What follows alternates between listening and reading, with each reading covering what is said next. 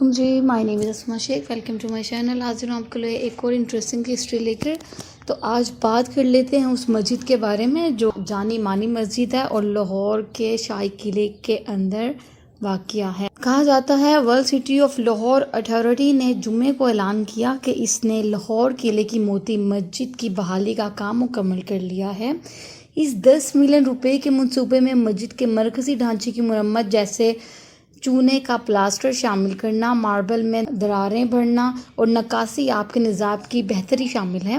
چونکہ سیاح محفوظ مقام کو دیکھنے کے لیے جوگ در جوگ آتے ہیں اور WCLA لاہور میں ثقافتی ورثے کے مقامات کے تحفظ کے لیے اپنا کام جاری رکھے ہوئے ہے، اس لیے اس خوبصورت ڈھانچے کی تحریک اور پوشیدہ تفصیلات کو دیکھنا ضروری ہے۔ موتی مسجد کو شہنشاہ جہاں نے 1645 عیسوی میں تعمیر کروایا تھا اور اسی نام کی مسجد آگرہ کے قلعے میں 1655 عیسوی میں، دہلی کے لال قلعے میں 1662 عیسوی میں تعمیر کی گئی، لیکن یہ مسجد لاہور قلعے کے دیوان عام یعنی کہ ہال آف ایڈنس کے شامال مغربی لاہور قلعے کے دیوان کے شمال مغربی کونے میں واقع ہے اور یہاں تک برطانوی دور کی پوسٹرن گیٹ کے ذریعے بھی رسائی حاصل کی جا سکتی ہے۔ اسے شیش محل اور نولکھا پولین کے ساتھ قلعے کے سب سے قابل ذکر اور بصری طور پر شکن حصوں میں سے ایک طور پر جانا جاتا ہے۔ عمارت کی تعمیر کے زمانے میں مسجد کو زیورات کے نام پر رکھنا عام بات تھی اور پرل مسجد کا نام غالباً اس کی چمکدار سفید رنگ کی وجہ سے پڑا۔ اگرچہ وقت اور آلودگی نے رنگ کو دھندلا کر دیا، لیکن اس دم توڑنے والے ڈھانچے کو اس کی اصل رنگیت میں تصور کرنا زیادہ مشکل نہیں ہوگا۔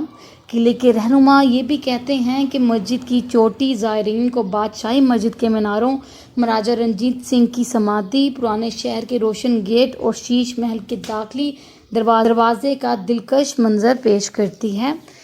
مغلوں کے زوال کے بعد جب سکھوں نے لاہور پر قبضہ کیا تو رنجیت سنگھ نے موتی مسجد کو موتی مندر میں تبدیل کر دیا۔ بعد ازاں اس عمارت کو بھی عوام کے لیے بند کر دیا گیا اور اسے سرکاری خزانوں کے طور پر استعمال کیا گیا۔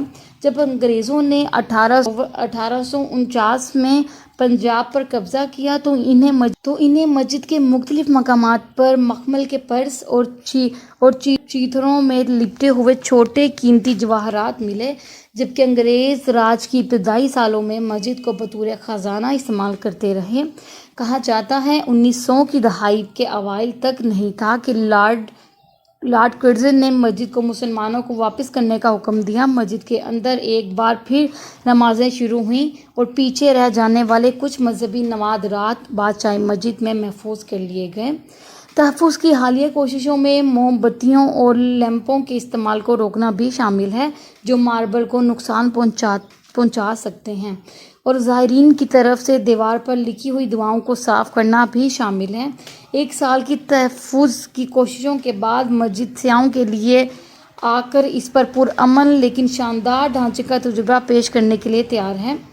اپنے سائز اور محدود استعمال کے باوجود موتی مسجد اب بھی اپنی تاریخ اور ڈیزائن کے ساتھ بھرپور اور شاندار لاہور قلعے کا ایک اہم حصہ ہے۔ WCL نے اس پرانے شہر لاہور کے تحفظ میں ایک شاندار کام کیا اور اسے ایک تاریخی جوہر کے طور پر دوبارہ زندہ کیا جو ہمیں ہمارے شاندار ورثے میں منتقل کرنا۔ امید ہے کہ وہ اسی لگن اور مستقل مزاجی کے ساتھ ایسا کرتے رہیں گے۔ اور بعض لوگ یہ بھی کہتے ہیں کہ موتی مسجد کے اندر جنات عبادت کرتے ہیں، تو یہ بات بھی سچ ہے۔ جی تو یہ تھی چھوٹی سی انفارمیشن موتی مسجد کے بارے میں۔ امید کرتی ہوں ویڈیو اچھی لگی ہوگی۔ ویڈیو اچھی لگی ہو تو میری ویڈیوز کو لائک اور چینل کو سبسکرائب کر دیجیے گا۔ تب تک کے لیے اللہ حافظ۔